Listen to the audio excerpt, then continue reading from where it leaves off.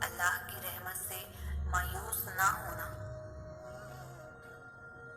زندگی میں دکھ جس شدت کا بھی ہو، اللہ نے آپ کو آپ کے حصے کا سکھ بھی ضرور دینا ہے۔ آپ کا حساب کتاب شاید غلط ہو جائے، لیکن اس کے پاس سارا حساب کتاب بالکل اپنی اصلی حالت میں موجود ہے۔ وہ اگر دکھ سے گزار رہا ہے تو سکھ بھی اس کے در سے ہی ملے گا۔ زرد پتے جہاں سے اترتے ہیں، سبز پتے وہیں سے نکلیں گے۔ اللہ سے مانگنے کے بعد ناممکن کے گمان نہیں رکھتے۔ مانگنے کے طریقے سکھا کر جو تمہیں کب سے سن رہا ہے، وہ تو جان لو کہ ہر کسی سے وہ اتنے رابطے نہیں رکھتا۔ قبولیت کی سحر بھی تب بے حد نزدیک ہوتی ہے جب قبولیت کا یقین دل میں ڈال دیا جاتا ہے اور یقین کے راستوں سے واپس نہیں پلٹتے، کیونکہ یہ سیدھا وہاں جاتے ہیں جہاں اللہ کا کن صداؤں کے انتظار میں ہوتا ہے۔ دل کو جب اللہ کی رضا پر راضی کر لیا جائے، تب اپنی رضا کے کھو جانے کا خوف نہیں رکھتے۔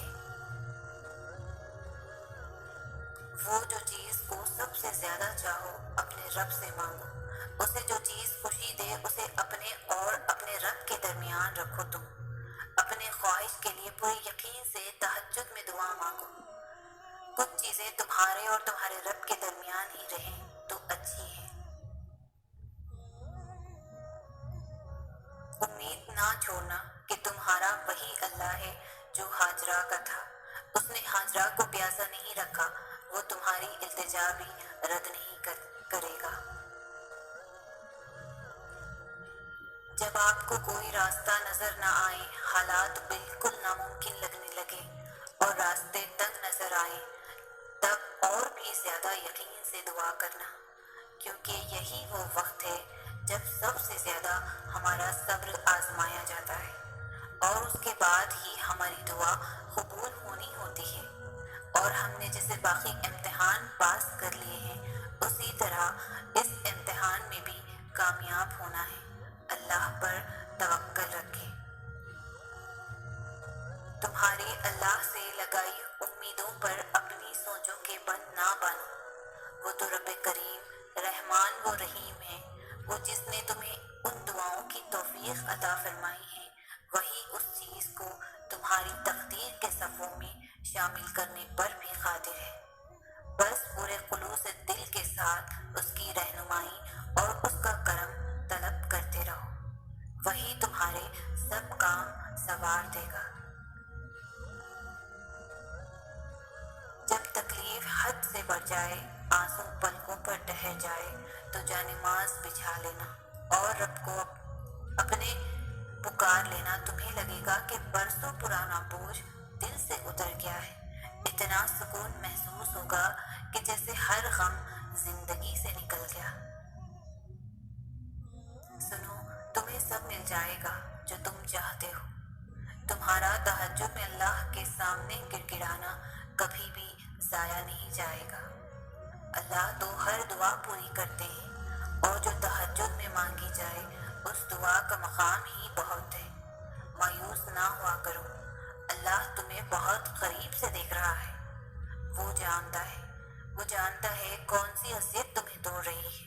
یقین جانو، یہ تمہیں جوڑا جا رہا ہے۔ اللہ تمہاری دعا، تمہاری چاہت جلد ہی تمہیں لوٹا دے گا۔ دعا کی طرف ہم نہیں جاتے، اللہ ہی ہم سے دعا کرواتا ہے۔ اگر اللہ نے دل میں کسی چیز کی خواہش ڈالی ہے اور لب پر اس چیز کے لیے دعائیں لائی ہے، تو سمجھ جائیں وہ چیز آپ کے لیے ہی بنی ہے۔ بس آپ کو صبر، یقین، انتظار اور آزمائش سے گزر کر وہاں پہنچنا ہے۔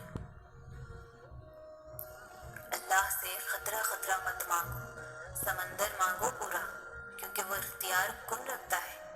اور اس سے بڑھ کر اس ذات کی شان کیا ہوگی کہ وہ کن کہتا ہے اور سب ہو جاتا ہے۔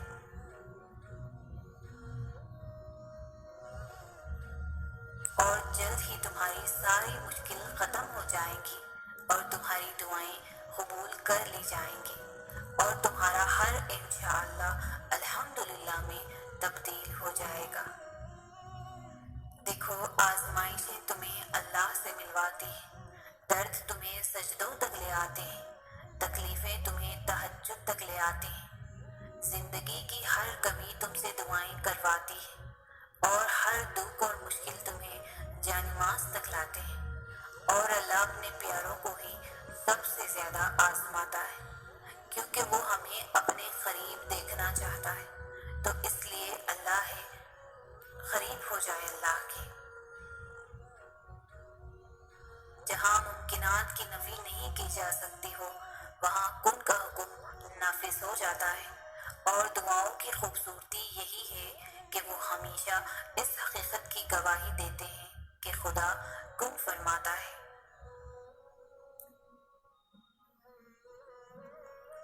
رب سب کو دیتا ہے، وہ کسی کو انکار نہیں کرتا، لیکن رب اس کے لیے خاص اہتمام کرتا ہے جس نے عمر بھر اپنے رب کے لیے اہتمام کیا۔ دیکھیں کہ رب بہت شرم و حیا والا ہے۔ جس بندے نے ساری عمر کسی کی مدد کرنے سے انکار نہیں کیا، رب اسے کیسے انکار کرے گا؟ جس نے اللہ کی محبت کے لیے بندوں سے محبت کی، ان کے لیے آسانیاں پیدا کی، رب اس بندے کے کھلے ہوئے ہاتھ